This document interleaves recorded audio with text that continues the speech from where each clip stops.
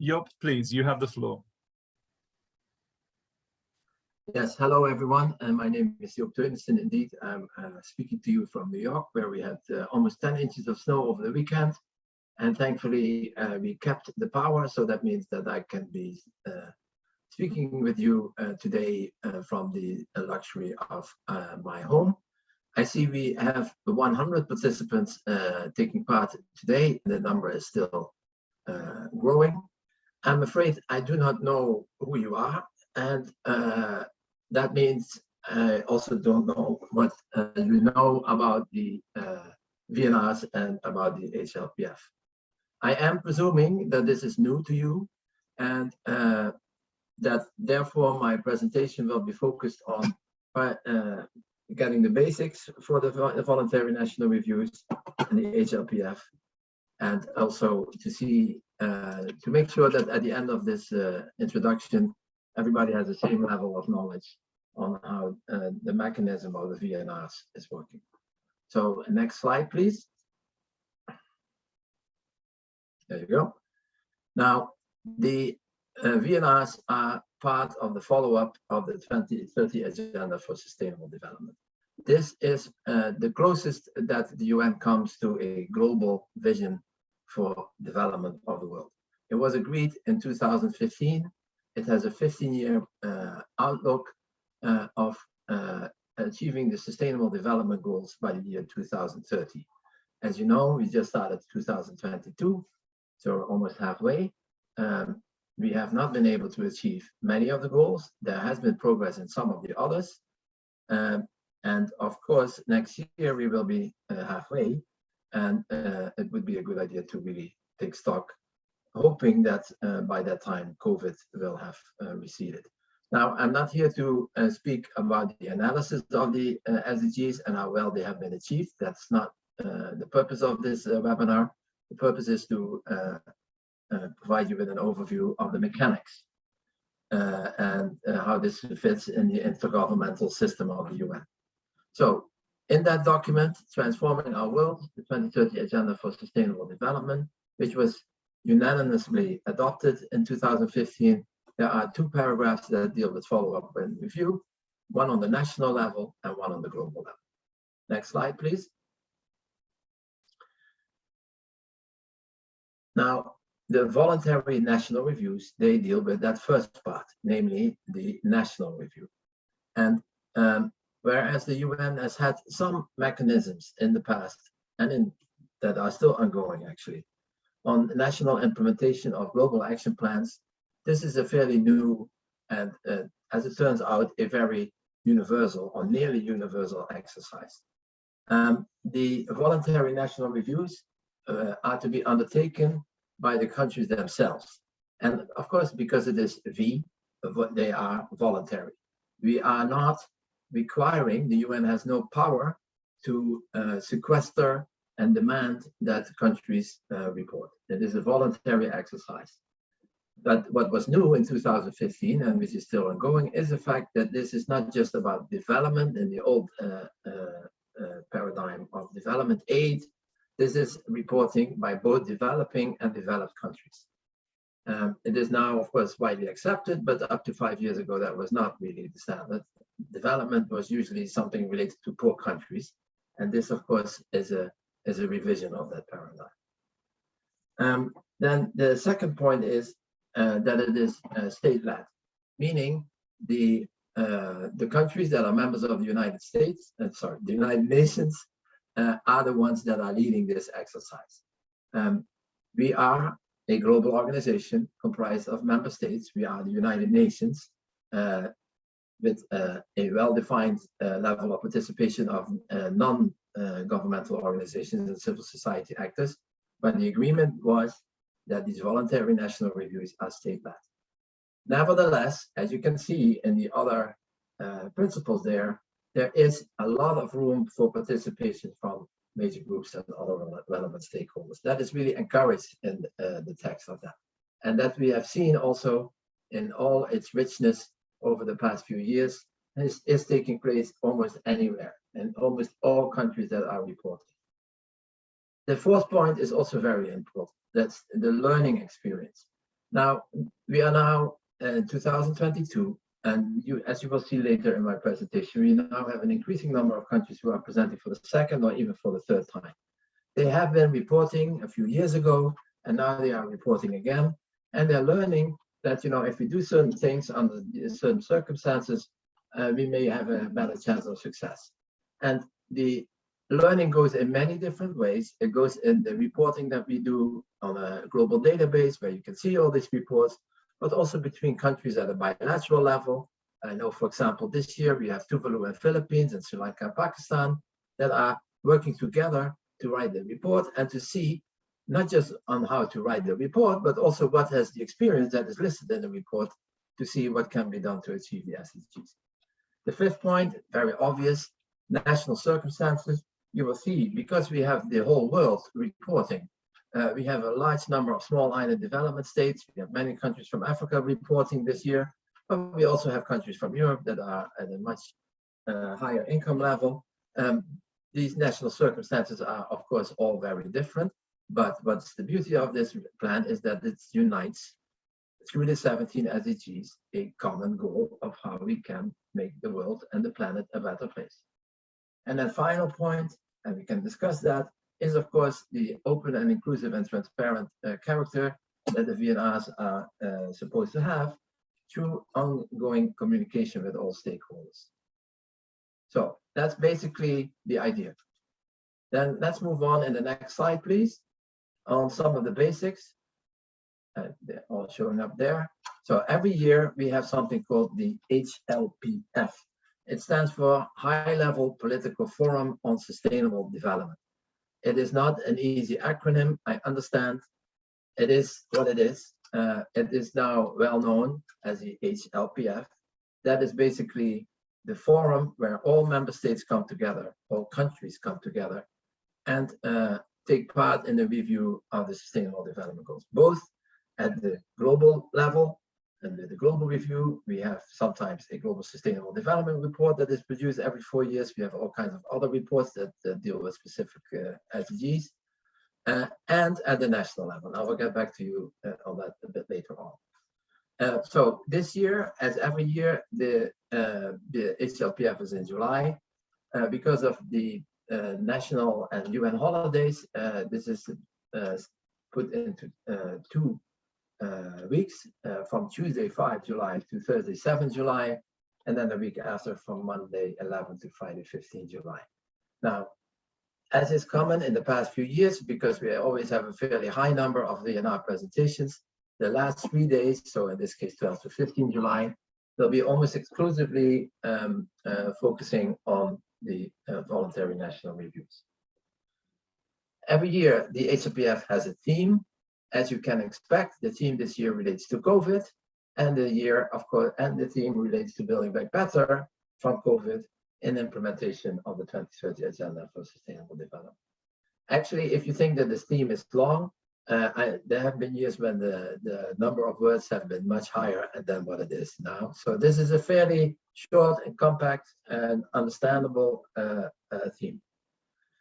As has been part of the design, because we have 17 sustainable development goals, it's not possible and not meaningful to review each of the 17 SDGs every year. So what member states have done is they decided to put this into chunks of SDGs. And this year, as you will look at the goals that we have here, we had some that related directly to the COVID response. Now we have education, of course, very important in terms of COVID recovery, gender, as well as the 2 SDGs on life below water and on life on land, which some of us call environmental SDGs. It is not including the SDG 13 on climate change, because that was discussed last year, but we do have the numbers 14 and 15. Every year, SDG 17 is discussed. That is a feature every year on partnerships. It's actually not just partnerships alone, it's technically called means of implementation, which also means, you know, hard, cold cash and development assistance, and all kinds of other methods that can be used to make the SDGs work. So that's under the banner of partnerships. If you are interested, of course, you can always go back to the original text of the 2030 agenda, and you can have a look on what the SDGs are all about, including SDG 17. Now, as for the format, of course, we are hopeful, as we have been in the last few years, that this is it for COVID now, that we can have a virtual in-person meeting. Of course, there's a lot of realities that relate to travel. There's a lot of realities that relate to hesitancy for people to come and sit in full rooms. So, whereas no decision has been made there, it is almost certain that there will be a hybrid version of the HLPF, which also has some good points, because as we have learned from the last 2 years, it does increase the opportunity for many people to participate in almost every aspect of the HLPF. All right, sorry, I'm speaking a bit long on this one, but let's move to the next slide. That can be a bit quicker. Here you have an overview of the number of reports that we have received every year. As you can see, basically with the exception of 2016, when the whole process just started up, when we only had 22 reports, every year we had between 45 and 50 reports, which is an unexpected success that we are really all proud of. And I say unexpected because we had an earlier version of this under ECOSOC, where we usually only had a dozen or so countries reporting. But now it shows that the SDGs and the 2030 agenda is indeed a common agenda of all countries in the world, rich and poor, north and south, west and east, that feel tempted and inspired to report. So the number is every year between 45 and 50, as you can see. Of course, there's always, a country dropping out at the last minute for whatever circumstance. But it does also indicate that this is basically the maximum number of reports that we can accommodate. If we would have even more, then the time that would be available for presenting these reports would be really so short that it would not be meaningful anymore. So this is basically the maximum that we have in the available time. So as you can see, it says on the top there, 188 countries have presented 292 VNR reports that will be including those that are being prepared for July of this year. So I think it's safe to say it's a nearly universal agenda. If you look at the next slide, please, you can see the way that we do this in the UN. We put this in these regional groups, and as you can see, there's only a few countries left that have not reported. Now, so let's move on to the next slide and have a good look at those countries that are reporting this year.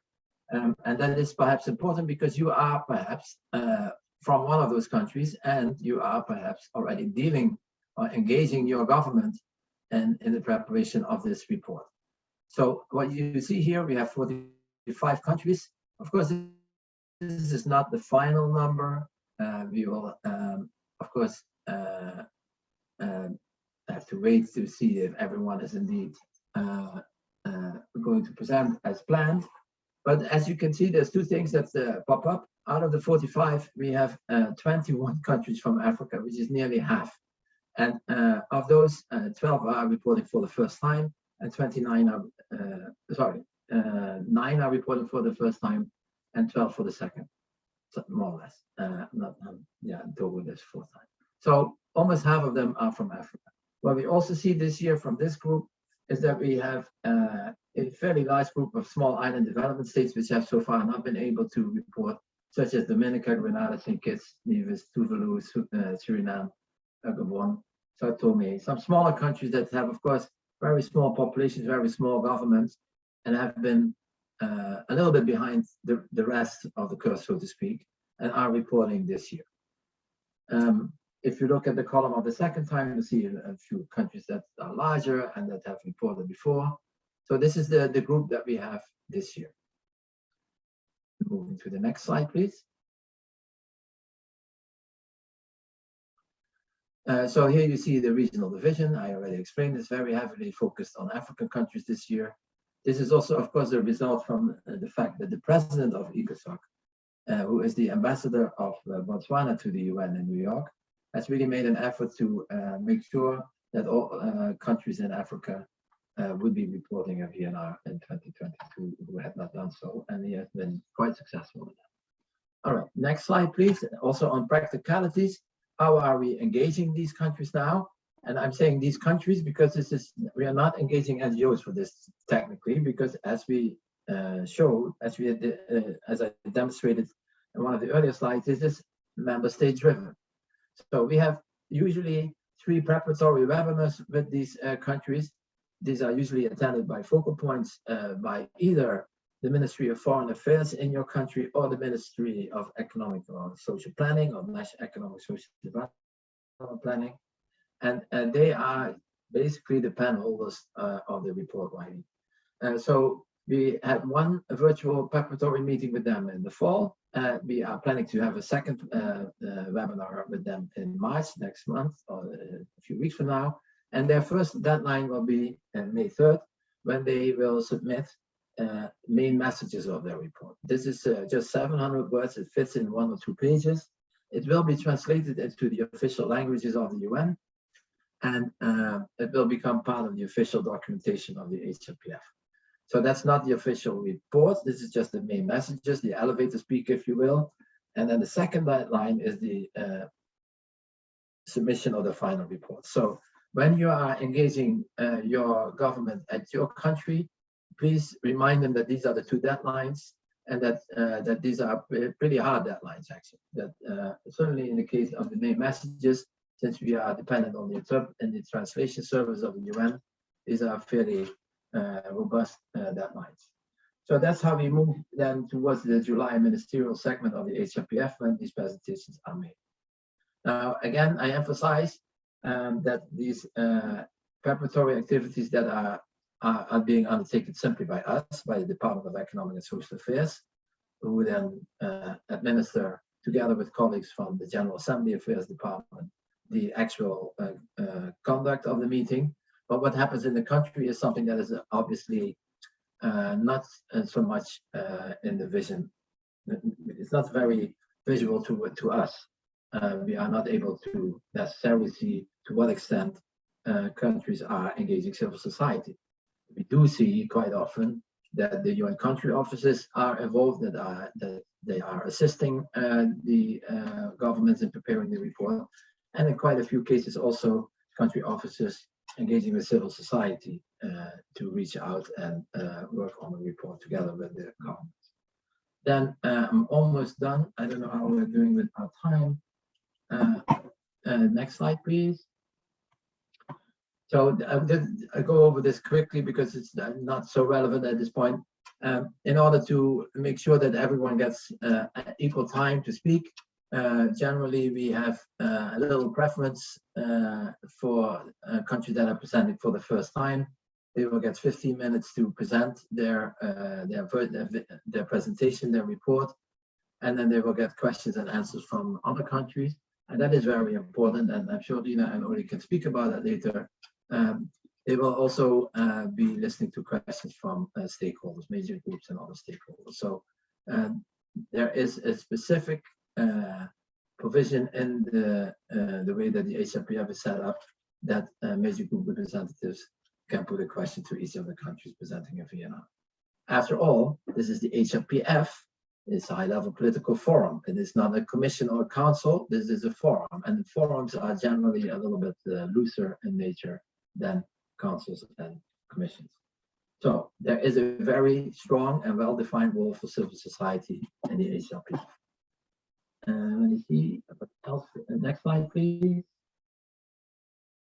Yeah, here are a few resources that you can use as the PowerPoint will be shared with everyone at the end of this webinar. You can all just click on the reviews. There are some guidelines for voluntary national reviews. As I mentioned, they're not laid out in cement. These are voluntary national reviews, and therefore these are guidelines, not instructions or anything like that. And there is a handbook which we would warmly recommend. As you can see, it's available in many of the official languages, in all official languages, on how to prepare for the VNR, which again has a couple of chapters on major groups and other stakeholders participation. There's a Q&A, there's a synthesis report, very important, on basically a summary of each of these 46 or so VNRs that are done last year. We do this every year. It's quite an undertaking, obviously, for us to be reading 46 reports that are very extensive and detailed. And also based on that, there is a good practice overview on the engagement of stakeholders in the HLPF and in the 2030 agenda at home. So I will keep it to that. I'm looking at the clock. I understand I'm a little bit over time. I hope that I have achieved my objective, that everyone is now at the same level for the HLPF. We welcome you to come to New York in July. If you can't come in person, then hopefully we will see you on this screen.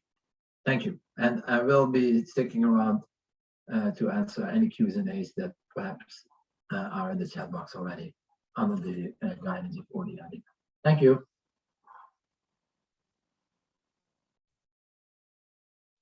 Thank you so much, Joop. I'm just probably going to actually, jump in from here. And then I think that, Joop, your presentation, although that it does extend it a little bit, but it's very, very comprehensive. And then also, I think it's very important for us to know and understand, and very interesting because we can see the increased number of the VNR countries that is reporting every year. We can see the mapping, which one is actually the first reporting, the second and the third, and even the fourth, right? So this is very, very helpful. And then Joop is actually giving that presentation on behalf of the UN DESA. Now it's time for Ollie and I, so I'm going to start with myself, right? That is going to present from the major group and other stakeholder on the process on how to prepare our, stakeholder engagement in this VNR process, right? So first of all, let me introduce myself. I think I forgot to introduce myself. My name is Rina. The full name is Wadja Rina. I'm from Asia Pacific Forum on Women, Law and Development, and now representing Asia Pacific Regional CSO Engagement Mechanism in the major group and other stakeholder. So my part of the presentation is actually more on getting to know the major group and other stakeholder and the VNR task group, while Ollie is going to present more on the process of how we prepare ourselves. Yeah. So just like what Joop has mentioned, the VNR process has a lot of actors that are engaging in the VNR. Joop mentioned about the national government, for instance. He mentioned there's this planning ministry, line ministry, National Statistical Office that is actually engaging in this process. We also have like the subnational and local government also engaging with the VNR. We have the parliamentarian, and then I think in some countries this parliamentarian role in the VNR is already very, very good. In some countries, some still need to be improved, but there are also some countries that also look into the standing oversight bodies that engaging with the VNR process, like Supreme Audit Institution and other oversight institutional, including human rights institution, right? And then also there's UN country teams that usually support the national government and also the stakeholder in the process of preparing the voluntary national review. So the other one that I want to actually focus now are the stakeholders. And then if you see the, like the visual over here, the illustration, we can see there's a lot of stakeholders that involved in the VNR process. And then usually in the national level, the government is actually open a consultative process with this stakeholder to actually have like preparing their VNR. And then that can include the NGO, like women as a part of the stakeholder, farmer, older person, indigenous peoples, and etc. and others. So if you go to the next slide. So this is mostly in the national level. Now, how do we engage for the stakeholder in the global level and then also in the regional level? So this is something that I want to just explain a little bit about the major group and other stakeholder so MGOS or major group and other stakeholder was formalized during the Earth Summit in 1992, right?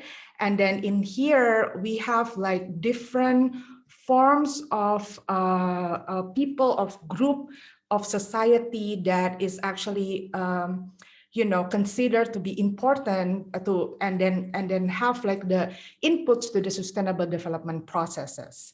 So in the 1992 Earth Summit, for instance, it was formalized that we have like 9 major groups that is engaging with the sustainable and development processes, including the children and youth, business and industry, farmers major group, women major group, indigenous peoples major group, local authorities major group, NGO, yeah, it's the big NGO major group. And then also there's a science and technology community major group, and then also workers and trade union. So this is the original 9 major group that is actually, that time established and formalized in the 1992 Earth Summit. But then during the discussion of the post-2015 and then SDG afterwards, the major group itself is also expanded. Yeah, because there are some references to different major group or different groups that or stakeholder group that is not included in the 9 major group before. And then there are a lot of recognition that we want to go beyond the 9 major group to ensure that this process are inclusive as much as possible. So there's for the expansion of the major group now, we have those who are, for instance, mentioned in the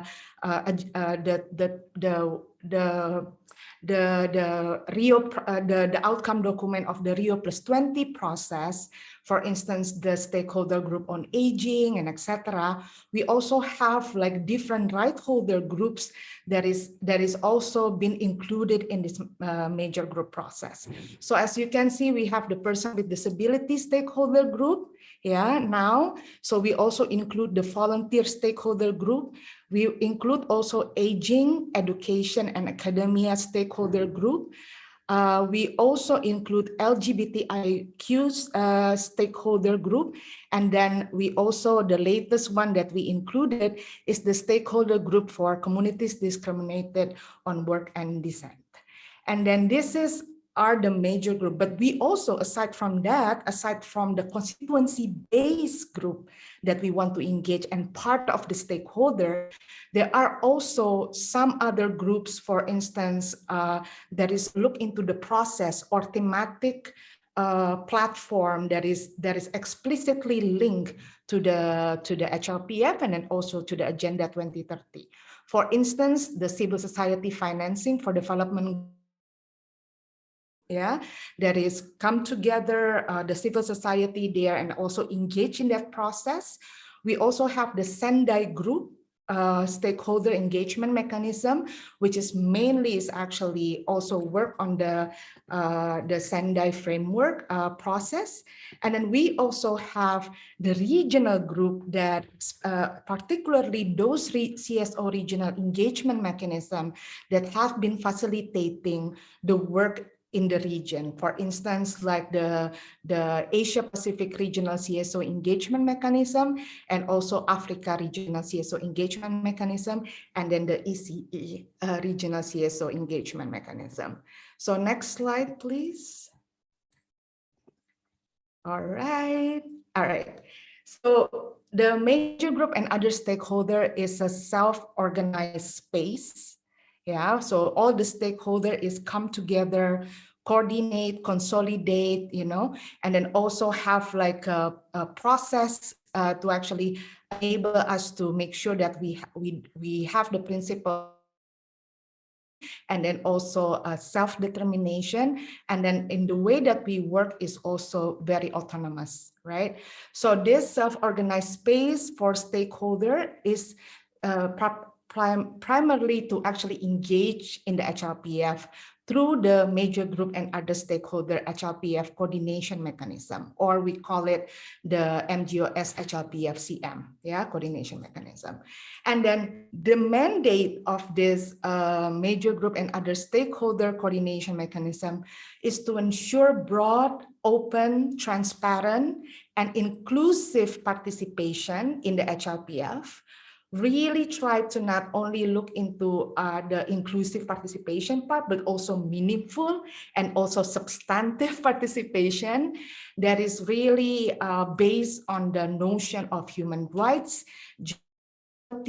non-discrimination, and then we also work to ensure that it is inclusive and then participatory and then open, and driven by the major group itself. So the way that we work, we have a coordination mechanism with representative of all the group to facilitate meaningful participation. For instance, I'm going to give an example. If you see that there's now 21 major group and other stakeholder that engage in this process, each of the group has their representative to be engaged in the coordination mechanism, which is tasked mainly to ensure and have the widest reach of each constituency in the process of the HLPF, including the VNR. And then the coordination mechanism may create task group for specific activities. So they actually, during this, HLPF preparation, the coordination mechanism usually try to establish different task group. One is the VNR task group, which is co-led by Oli and myself. And then also we have the advocacy task group. We also have the communication task group to actually ensuring that we have a well-coordinated stakeholder engagement in the whole high-level political forum. And then Oli and I, we are co-lead of this VNR task group together with different volunteers coming from a different major group to ensure that we have this process, bottom up and inclusive for the preparation of our VNR statement later on. So this task group will report directly to the coordination mechanism and then also coordinate with the co-chair.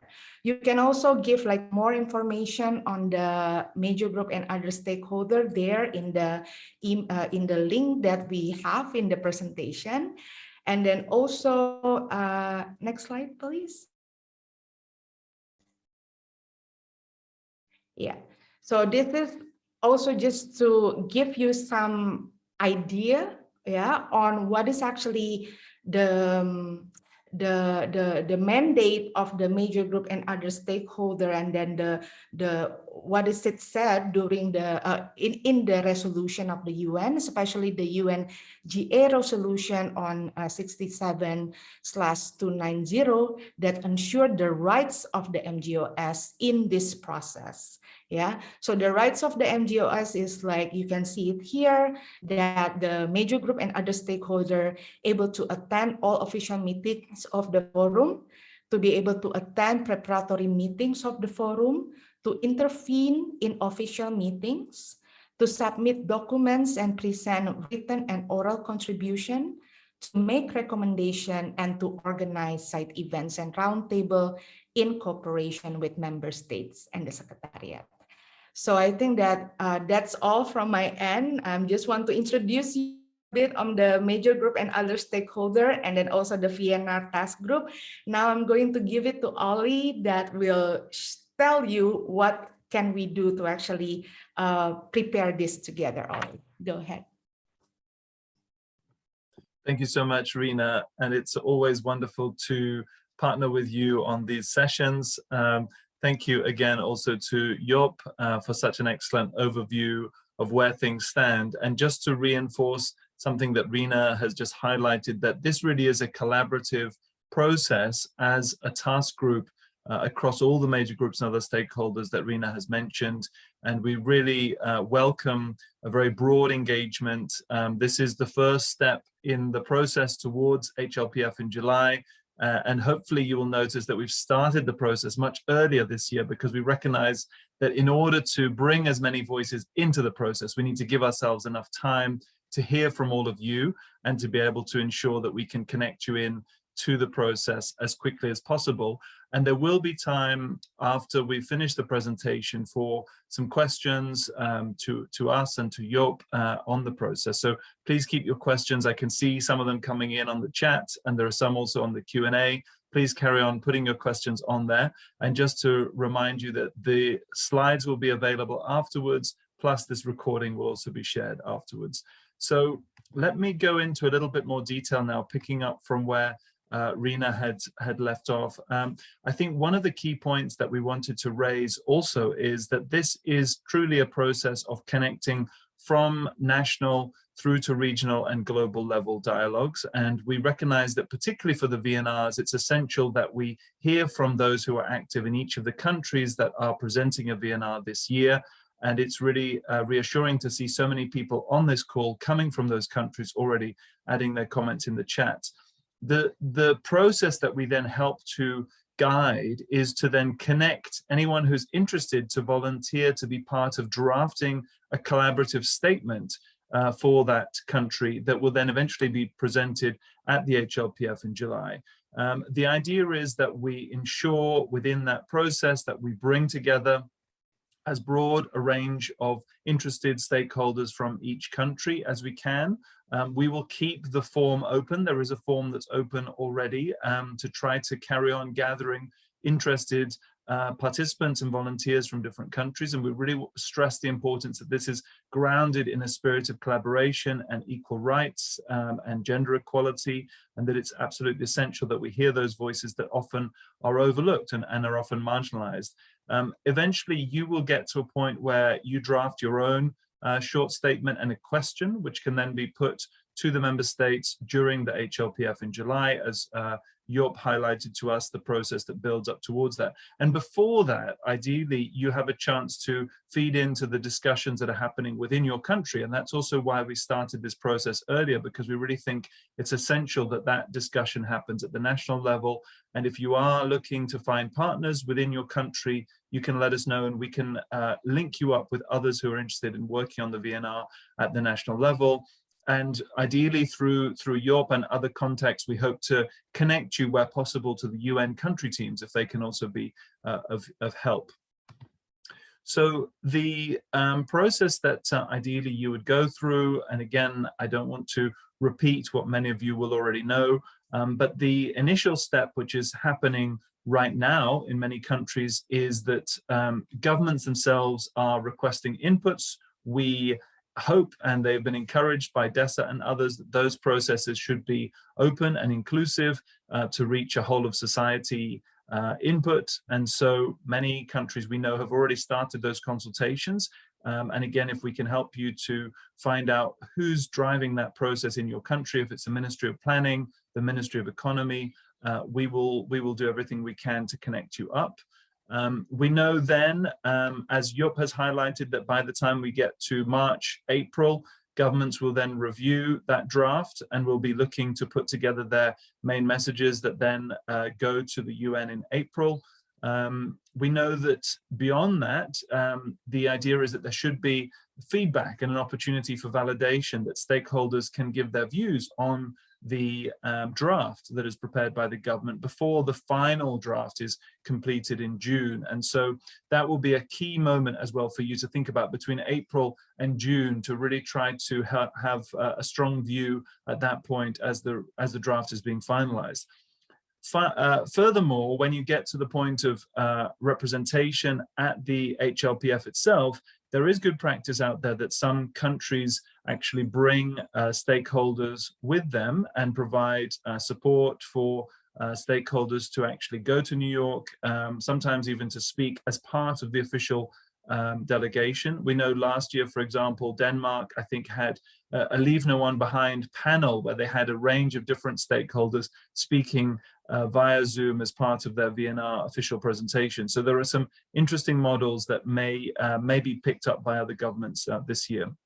And then finally, the presentation itself. And we know that we've heard from Joop that the number of minutes actually is a little less as governments report on the second or third time, so they'll only have 10 minutes. It is tight. We know that time is very limited. And that's why there's a real opportunity here for us as major groups and other stakeholders to then be one of the groups to comment and to respond once the official presentation has been done. So how can you get involved over the next few months? So I hope that most of you have seen already the survey, which is open for any member of major groups and other stakeholders, any interested volunteer or anyone who has an interest in the VNR in the countries that we've listed. Please fill in the survey. We'll put it in the chat again here, and we will keep it open. We had the deadline initially until today, but we'll keep it open over the coming weeks because we know there are still others who would like to be part of that process. We're now hosting a series of webinars. So today is the first one. For those who speak Spanish, tomorrow there will be a Spanish session. And on Wednesday, there'll be a French session. And again, we'll put the links in the chat, and please do share those widely. We'll then be looking to connect you up with others in your country over the coming weeks in February and March. And ideally, there will then be an opportunity to host a meeting with interested stakeholders in each country, and there'll be someone from the VNR task group that Rina highlighted earlier who will act as a focal point to help you to connect with others in your country and to come together to develop your own statement. You'll then prepare your own independent statement and a question, and you would select from amongst those major groups and other stakeholder representatives someone who would then speak on behalf of the group at the HLPF in July. And we may hear more from Joop in terms of whether that will still be possible to have inputs on Zoom, because we know that it will be difficult for everyone to travel to New York. And so it will be a hybrid format, and we'll hear more about what that precise mechanism looks like. Furthermore, just to reinforce the point that this is really about collaboration. In some ways, we've benefited from some of the remote participation because we've been able to hear more from national voices who wouldn't normally travel to New York. And we look forward to continuing to work with you using Zoom and other platforms to get that collaborative input and joint drafting as part of the task group that Rina and I are helping to guide.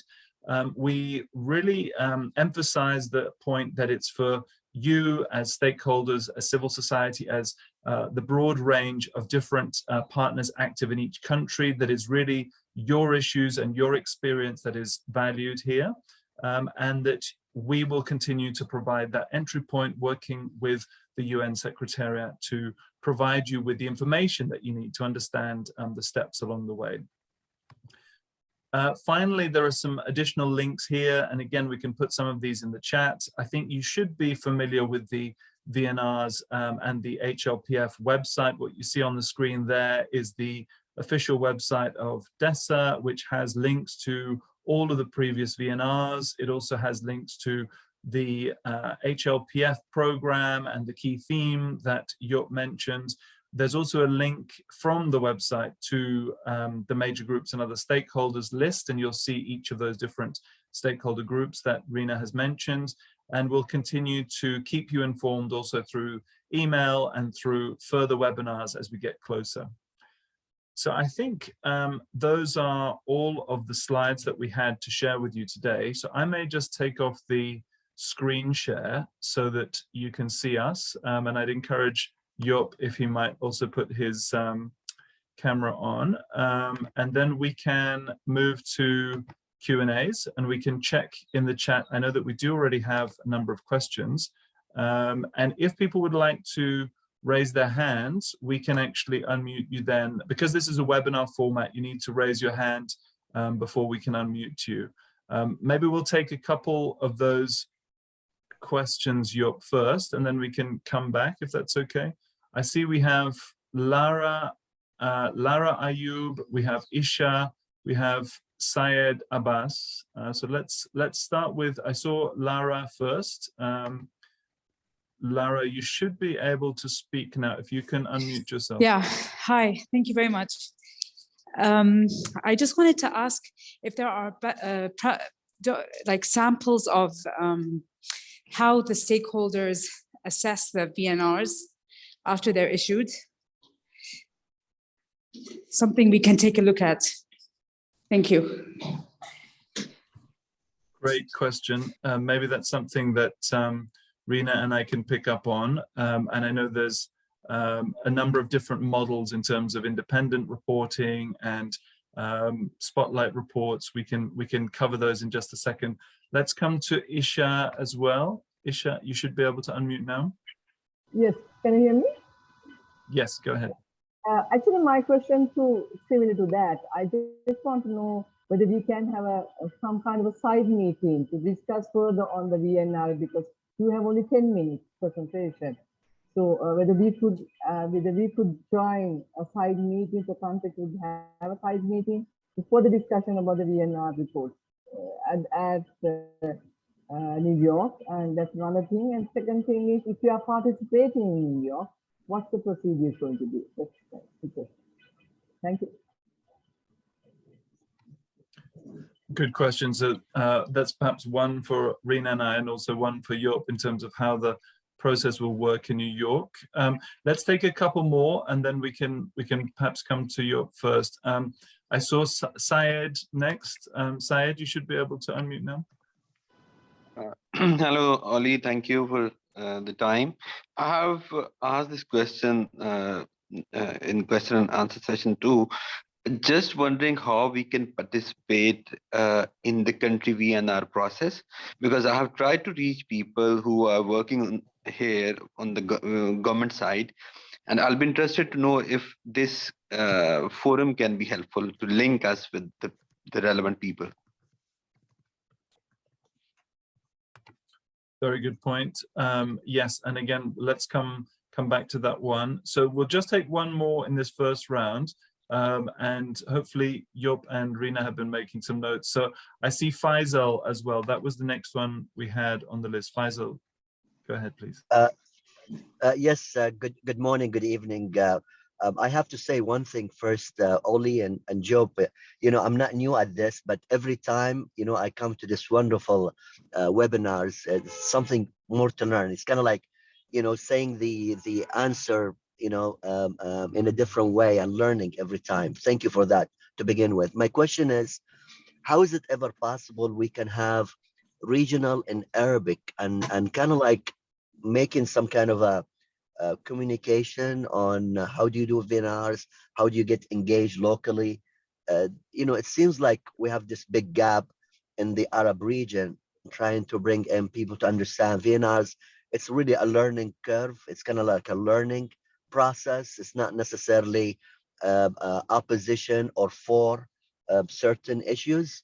And how do you feel about building some kind of a Arabic webinars helping out the region? Thank you. Good point, Faisal. And yes, I mean, we have the French and Spanish plan, but Arabic would make sense, and Russian, I imagine, also might be interesting for the future. So we might come back to you on that, on how we do that in the future. Let me turn now to Joop, if you would like to pick up. The one question in particular, Joop, that came up is how you see that hybrid format working. I know it's still early days, but if there's anything more you can let us know on that, and any other questions that you want to respond that you've just heard from. Yeah, thank you. Thank you all, Lara, Ziad, and Faisal, for the question and your interest. Let me just start with Faisal, if you don't mind, on the Arabic language and the Arab world. Of course, we are working closely with ESQA, which organizes around the Arab Regional Sustainable Development Forum, an event every year. All the countries of the Arab region have basically submitted 1 or 2 reports.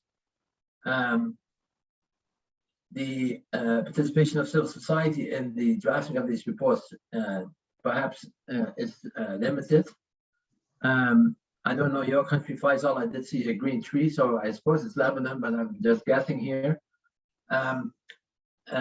Of course, we recommend to the pen holders that they should open their doors to civil society. That does not necessarily mean that civil society can find that door. So it's a two-way traffic. And of course, with stakeholders that you work with in your own country, with the UN offices in your country, contacts that you may have with the government, with the Ministry of Economic Planning, perhaps, you can find a way to get engaged. That is basically just a general thought that I have answering your question. And then for the question by Isha on participation, well, pre-COVID, when we didn't have any of that, we did have an online registration system for people who wanted to come and attend the HLPF, knowing fully well there's a limited capacity in the conference room. So, and people understood that. We did have and do have a very large number of side events, both in the UN building and outside the UN building. Those who come to New York generally are able to participate in that. We have worked closely with the steering committee of the major groups and other stakeholders on the actual passes for the physical entry into the conference room, and major groups ask these questions in the VNRs. But of course, you know, that these logistics, we haven't done that for the last 2 years. I hope we can do it again this year. But, you know, it is just likely that at best we will get some kind of minimum number of persons in the room. As it is now in the UN, generally for many intergovernmental meetings, there's been a 1+1 formula, so that the head of delegation is allowed to enter the room together with one assistant. And of course, we still need 1.5 meters or 6 feet distance. So that makes it very difficult to organize a meeting. And just like it is difficult to organize a tennis match, or, you know, have people attend in a safe way. So we don't really know yet. What we do know is that the decisions on that are in the hands of the ECOSOC president, who is, of course, going to be supported by our Department of Safety and Security as to what will be possible in July. Still 6 long months ahead of that from us now, but yeah, we just don't know what's going to be feasible, but we'll try to make it as best as possible. And finally, again, emphasizing that, you know, virtual participation may not be perfect, but it does allow you to participate in many events that you would otherwise not be able to participate in physically if you would have to run from one small room to the next, have to get a ticket, have to beg people for accreditation. You know, there's also positive aspects of this. So that's it. That's all I can say for participation at this point. Thank you.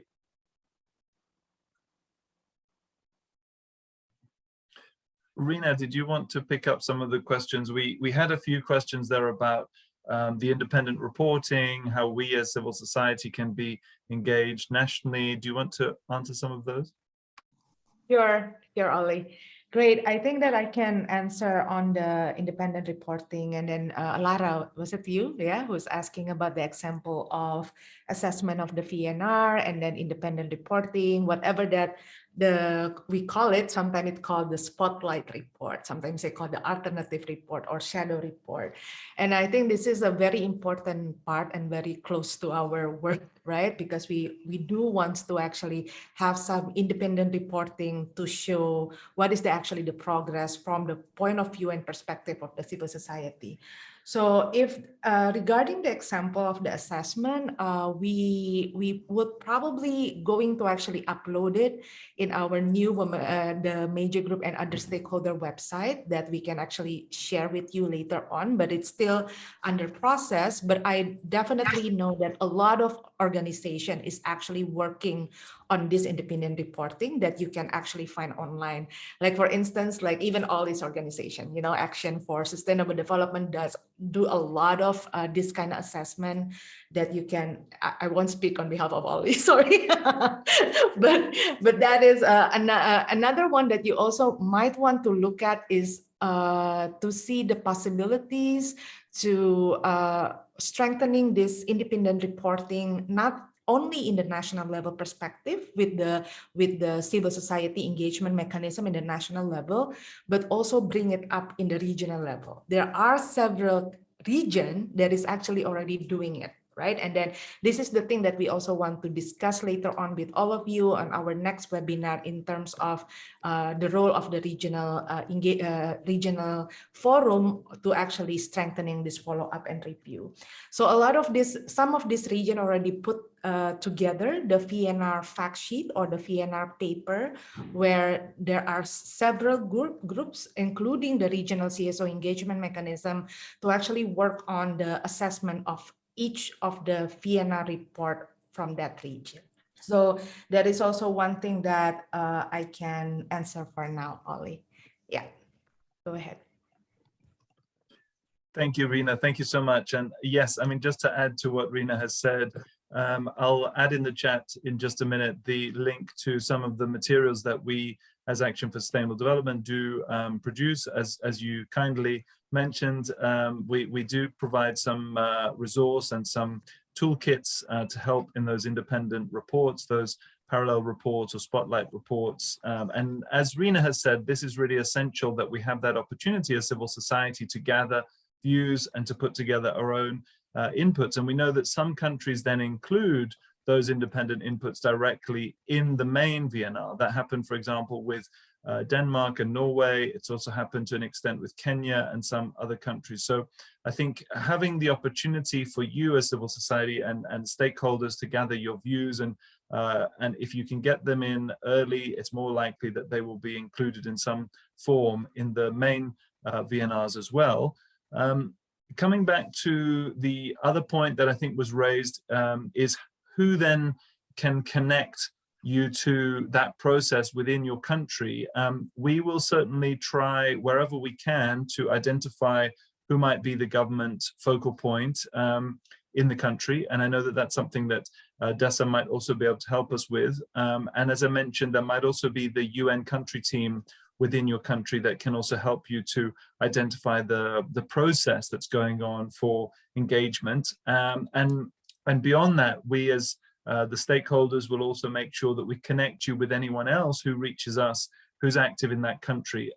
And you know, due to confidentiality, we can't give you the open list of everyone who's come forward in each country, but what we can do is identify and connect people country by country, and we'll be doing that over the next few weeks to try to make sure that you find out who else is active in your country. So hopefully that will allow you to build things up, and we will certainly follow up with everyone on this call. We'll make sure that we make those connections also to anyone who's filled in the survey. So maybe we can take another round of questions. I see we have quite a few more hands raised, and some of the questions that have been mentioned in the Q&A also overlap with the ones that we've been considering just now. So the next one I see in the hand raise was Samar Adasi.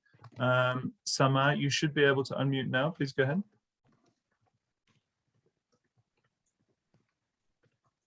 Do you hear us, Samar?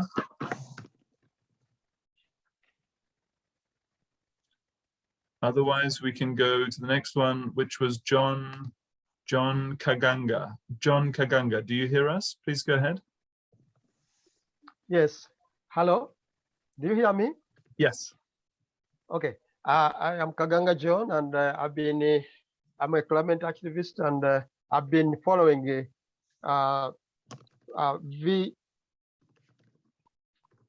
the reporting of VRN. But my concern is more on voluntary local review. It is not emphasized. I don't know why. And now, for example, when I am talking about Africa, it is something like which is just being introduced. Because even in Uganda, people have not been doing it. We have been doing it voluntarily, but I would like to see how people who are working on voluntary local review can be amplified. That is one. Two, Uganda is not presenting, but I have been following, and I'm very much interested, and would like to contribute to the process. How possible that can be if our country is not presenting? Then, last but not least, this is I'm sorry, I'm just asking this question, although it might not be direct, but you are talking about United Nations Conference for Sustainable Development, which is always taking is it 10 years? Now it is 2022.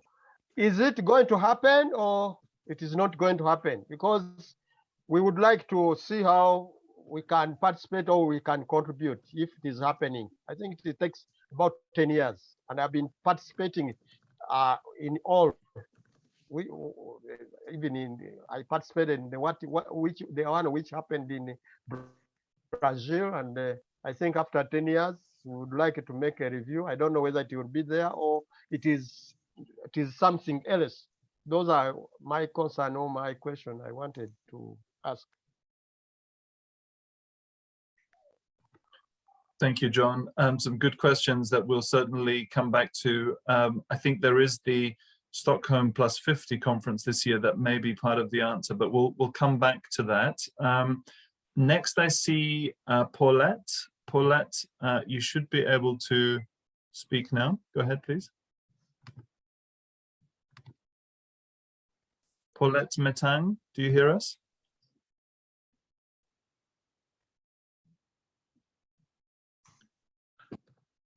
If not, we can go to Serish Naz. Serish Naz, do you hear us? Please go ahead. I'm Paulette. I was on mute. Paulette, we hear you now. Yeah, Yes. I'm back now. What I'm saying is that thank you, Wadja. Thank you, Oli. And Oli, you said that you will be trying to connect us in our countries. Thank you so much. I really need it. Yeah, in Cameroon.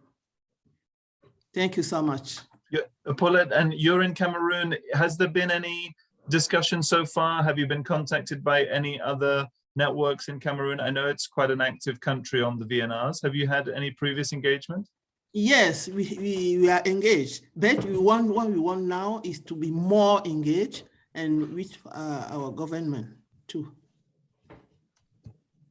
Yeah. Great. And you filled in the form, the online form? Yeah, already. Excellent. We'll definitely be in touch. Thank Wonderful. you. Thank you. And next I see Harrison. Harrison Nyoko, please go ahead. Hello, Oli. This is Harrison again from Cameroon. We met in Glasgow. Great, wonderful. Yeah. Okay. Actually, I think Madame Paulette already thanked you. She's also from Cameroon. But my worry is with respect to the linking, because while we are consulted, it would be nice that we equally amplify the element of producing the document in both languages. You know, Cameroon is like Canada, where you have French speaking and English speaking. And some of us who are from the English speaking part are far off from the capital center, Yaoundé, and it makes it at times challenging to get information. So if we can create this linkage so that to such a meeting, we are there equally to participate and get the English version of the document, the report, the NVR report for Cameroon. The other question I have is with respect to the participation in New York. Like you said, I don't know if, like Jup said, if there will be an open link for all those who fill the survey form to apply and see if it's possible to participate. That's just my two concerns. Thank you, Harrison. Yes, and the point on language is well noted, and we'll put another link in the chat to the French version, which is this Tuesday. Sorry, Wednesday. So Tuesday is Spanish, Wednesday is French. So we do have Spanish and French coming up in the next 2 days on the same subject. So please do share in Cameroon if there are others who are Francophone, who are French speaking, who would like to follow the discussions on Wednesday. We'll make sure that you have that link. We'll come back to the other questions. I see two more hands raised. Paulus Ramat, I think you were next. Please go ahead.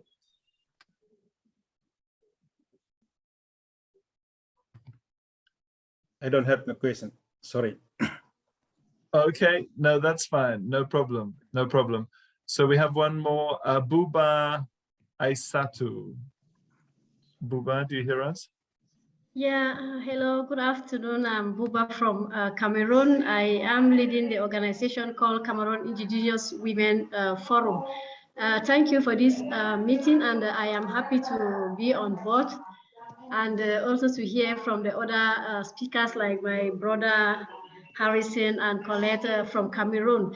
I would like to say here that I'm not even aware of the process here in Cameroon. I've not been consulted as an indigenous women organization leader. I'm not aware of that. And I'm also thanking you for connecting us to the different ministerial department who are involved in this VN review.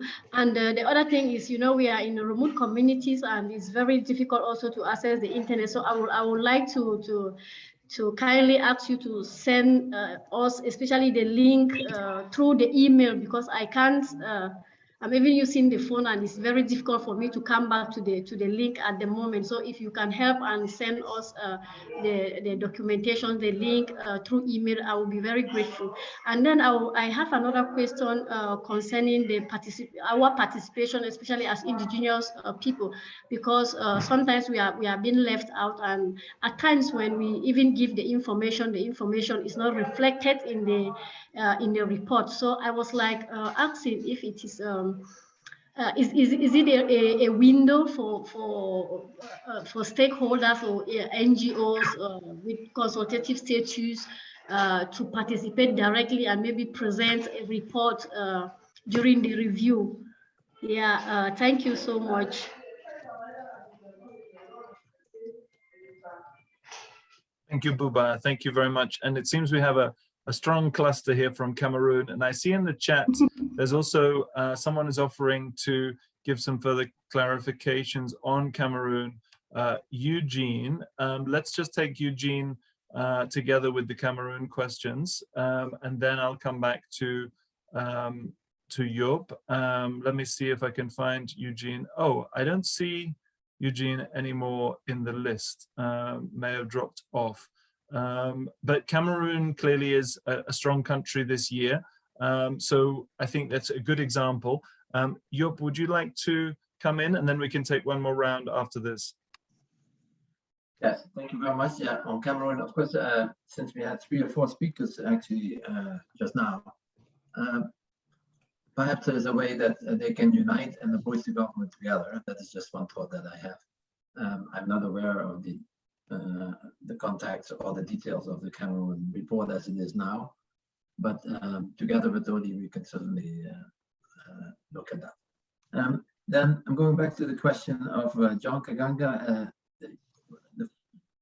The second question was on Uganda's report, and that's actually I checked when I asked the question. Uganda, we submitted the report for the second time in 2020, so just 2 years ago, and then also already in 2016. And these reports are available online, so you can have a look at that. As for the third question you asked on the Conference on Sustainable Development, yes, there is a Stockholm Plus 50 event that takes place in June this year. It's organized by the Swiss government. It's not a UN conference. As you know, because of COVID, many planned conferences have been postponed or held in a virtual format. That's a general point about UN conferences. At the same time, there has not been any offer from any government or any call in any resolution to have a Rio plus 2012 Rio plus 10 in 2022. So that habit of having conferences every 10 years is broken. It has not been continued.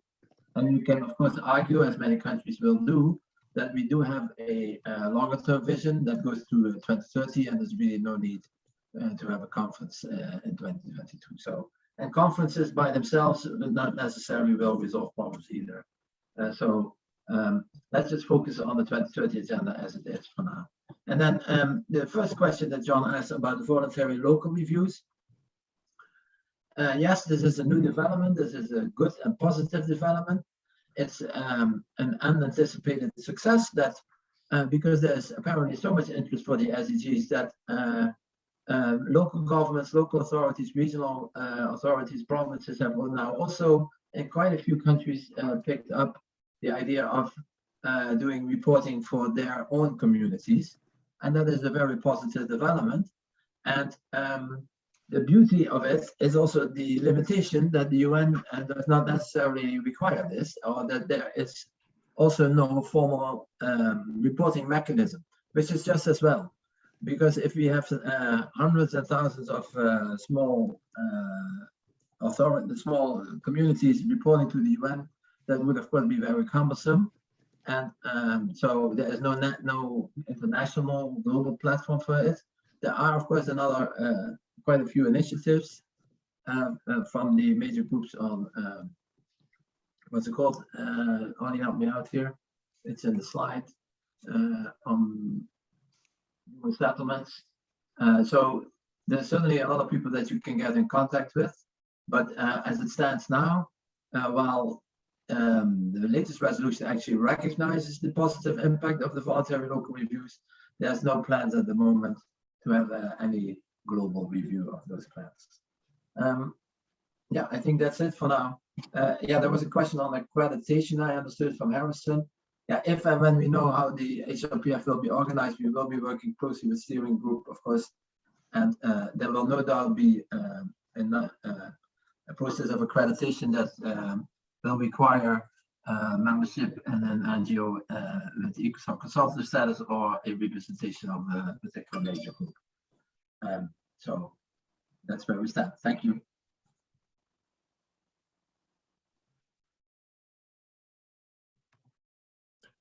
Thanks, Joop.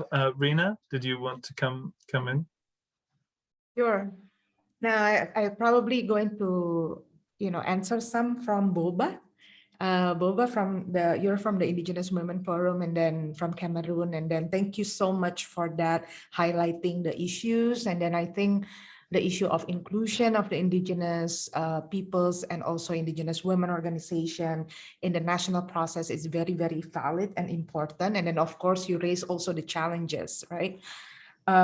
What we can actually do, like for just like what Ollie mentioned, we will try as much as possible to actually have give some contacts and etc. But I also want to highlight that there are some the indigenous people's major group, there are some platform already, or we have the indigenous people's major group, and also we have the women major group that might also be able to actually support you in your national level VNR process, right?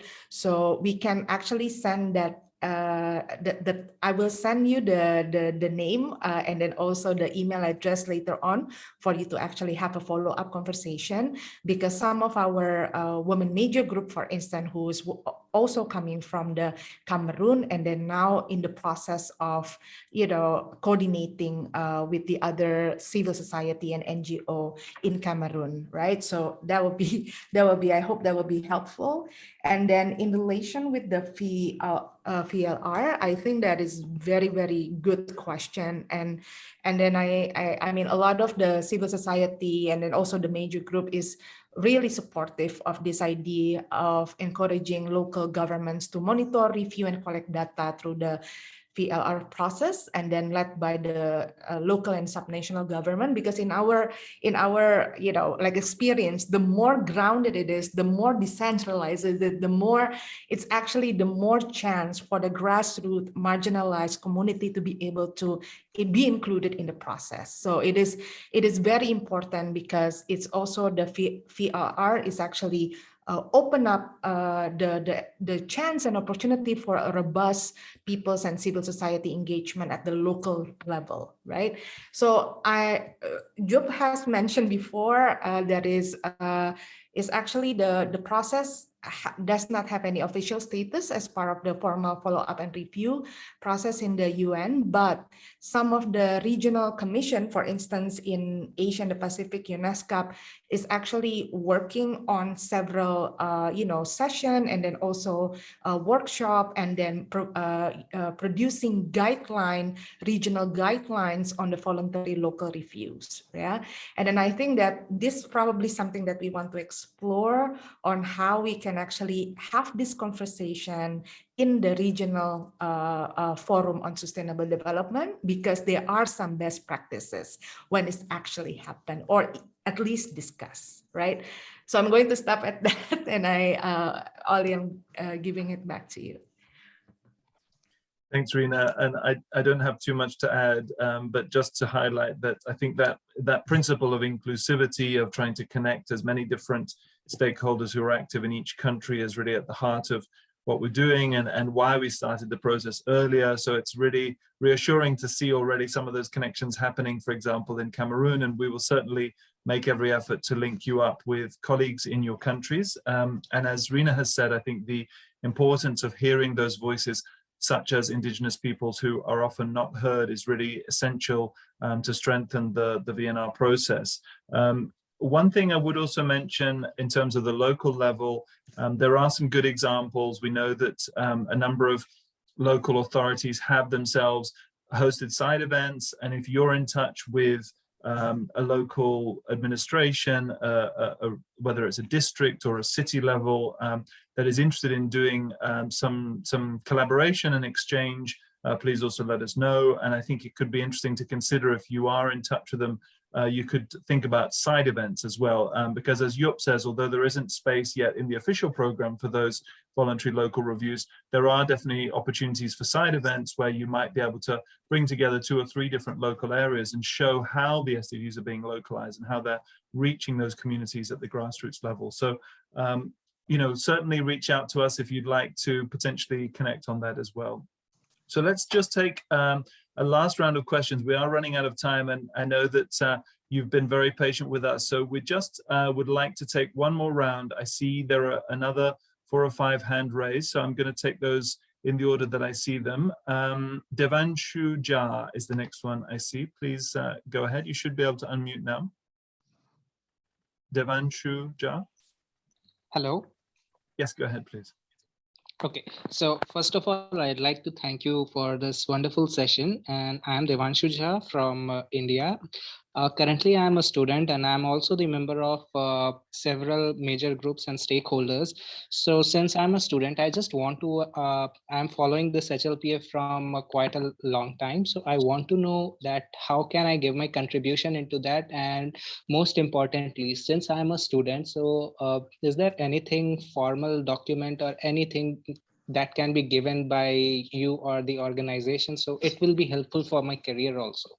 So can I get that? Thank you, Devanshu. I'm sure we'll find ways to connect you up. Great, very helpful and very concrete. The next I see Grace Comey. Grace, you should be able to unmute now.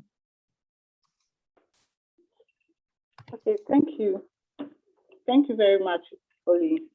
Yeah, so and hi everybody. My name is Grace Comey, and I'm the Executive Director of Abundance Grace Female Foundation in Ghana. I'm also the National Focal Point of the Global Network for Civil Societies for Disaster Reduction, also here in Ghana. Thank you very much for the session. And here in Ghana, last Friday, the National Planning for Development Commission had a meeting with CSOs here in Ghana. So that was the first time I heard about the process here. I'm interested in volunteering, and I'm yet to fill the form. So I'll fill it, and I just hope that I'll get the opportunity to also contribute directly. So thank you very much. That's the little that I'll have to say.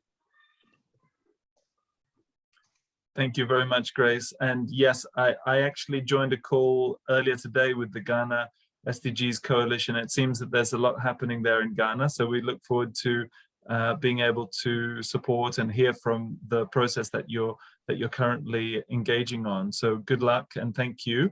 Next I see Marie Dorothée. Marie Dorothée, please go ahead. Marie Dorothée, yes. Please. Hello, can you hear me, please? We hear you now. Can yes. you hear me?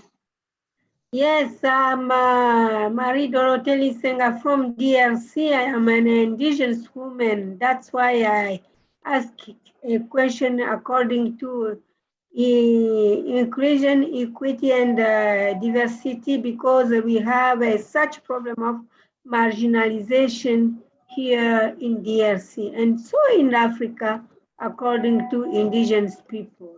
But we have to be together. We have to live together. We have to have the same right, the same situation. That's why I integrate my question. I'm very happy to be in the group, but we are going to work together with the other African countries according to indigenous people, because I'm an indigenous leader women here in DRC.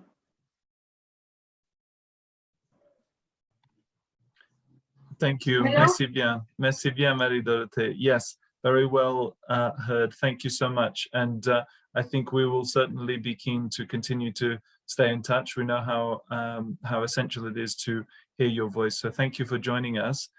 We have two more speakers, and then I think we'll have to close. There are two more hands raised that I see. One is Ambassador Michael Wadja. Please go ahead. I hope I pronounced your name correctly. You should be able to unmute now. Please go ahead. Ambassador Michael Wadja, do you hear me? Yeah, good evening. Please go ahead. Did you have a question or a comment? Yeah. You hear me? Yes, please go ahead. Okay, I am Michel Wadji, Secretary General of the II Academy. But I wanted to know something. I have an account in Sustainable Development Goals, and we are like share anything or practice for this sustainable. But I wanted to know what is the accepted for our sharing or our practice. What's the principle for our practice? How to be accepted in our practice? Because we made something, but it is not accepted. So then, thank you. I'm not sure I understood. How can your view be accepted? Sorry, in the VNR by your government? I'm not quite sure the question. Yeah, I have an account in Sustainable Development Goals. Yeah, as my organization. Okay.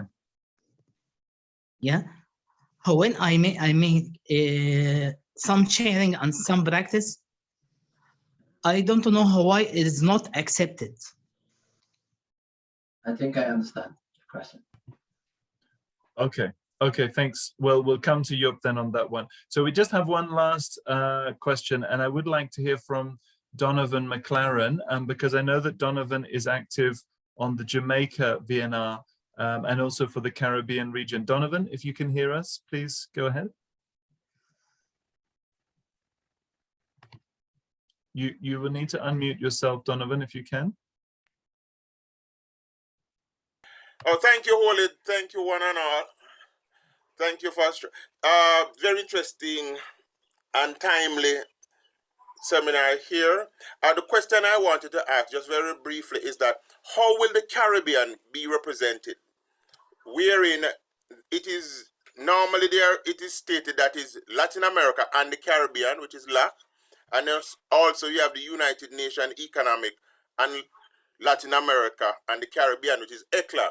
So in this forum coming up, which of the two will be used? Or is it interchangeably? Thank you. Okay, thank you, Donovan. Good to hear from you. And that might be, I think when it comes to the HLPF itself, it's country by country, but certainly the regional forum, perhaps Joop might be able to mention a little bit about that as well. Joop, if we might come back to you, I know there's been quite a few more questions there, but feel free if you're able to answer some of those, please. Yes, just if I may start with Donovan, the last question. Indeed, I did see the question from Donovan also in the chat box. And of course, the slides that I displayed are basically just to show to you all what the regional distribution is. That is different from how the HLPF is actually organized. The VNRs at the HLPF are organized country by country and actually randomly.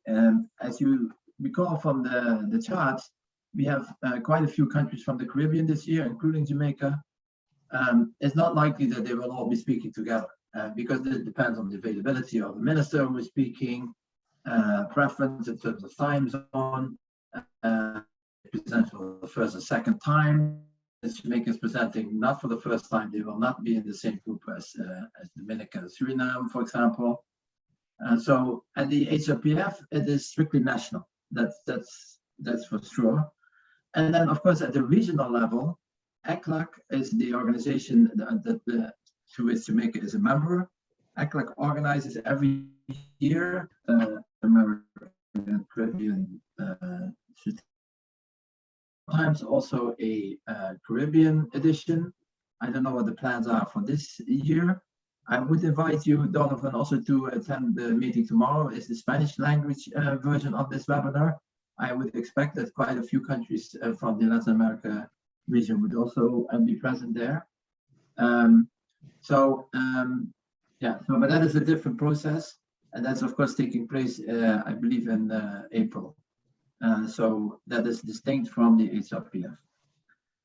If it's not clear, I can always respond to you bilaterally. Then the question from Michael, I think the question was, how is it that our contribution is not recognized? I don't know the organization that Michael is working for, but if it is not recognized as an ECOSOC, as an NGO in consultative status with the ECOSOC, and you prepare a written contribution, then of course it cannot be taken into account because there's a limit, there's a very high, but it's still a limited number of NGOs in consultative status. And you need to have that in order to be making written contributions. Just on a word of caution, I did see the UN logo there up here. We would strongly recommend NGOs not to use the UN logo, even when they are in consultative status with ECOSOC, because that could give all kinds of legal trouble that we don't want and don't need, and that will distract attention from what you want to achieve. So that is just a friendly word of advice. That's it for my answers. Thank you, and thank you very much for sticking around with us. And I guess I'm not speaking anymore. Again, looking forward to see you in New York or elsewhere. Thank you. Thank you very much, Joop. It's been very helpful, and thank you for staying with us and giving such complete answers. Let me pass to Rina. If you can keep it to about a minute or a minute and a half, Rina. I know we're running out of time. Over to you. No, it's okay, Ollie, and I don't think I have much to add. I just want to emphasize to everyone again, this is also the reason why the VNR task group want to actually start the process earlier, right? So if you imagine that before the survey that we send is usually, you know, not until May, but right now we want to make sure that we already send it out in December to also able to support this kind of process, not only in the global level, but also in the national and regional level. So please make sure that you fill in the are part of the VNR countries that are going to report this year. And then, yeah, we will keep you updated on more information and then more updates and preparation for the VNR. Thank you. Thank you, Rina. Yes, and I have put in the chat once again the link to that survey. Please do make sure to fill it in if you haven't yet. Just as a quick reminder as well, there is a list of the countries that are under review this year. And if your country isn't listed, then I'm afraid we can't include you on the VNR task group because it is specifically linked to those governments that have chosen to report. So if your country is not there this time, then bear with us and it will come another time. And perhaps we can also help you to raise awareness in the country to encourage your government to report if they're not yet reporting. And just by way of conclusion, just to remind you also that this is part of a series. There will be a Spanish webinar covering the same material tomorrow in Spanish at the same time, and a French webinar on Wednesday, also covering the same material. I put the links in the chat to register for those, and we'll make sure to put them in the notes as well. So if you want to circulate and share with anyone else who's interested, we'll make sure you have a copy of the PowerPoint. We'll also make sure we put the links that have appeared in the chat. I see that also colleagues, for example, from NND for the Arab-speaking region have put their links in the chat. We've also had the links there from the Indigenous Peoples Major Group from Robi Halip, who is very available also for follow-up with those of you who are engaged on the Indigenous Peoples side. And likewise, if there are other constituency groups that you would be interested to follow up with, we can make sure to connect you up. So thank you again to everyone for taking the time with us. As Rina has said, we've deliberately started the process earlier this year to give ourselves enough time to build those connections at the national level. So this is really the beginning of that process and that road towards July and the HLPF. And we look forward to engaging with many of you over the weeks and months to come. Thank you again, and take care wherever you are in the world, and we'll be in touch again soon. Thank you.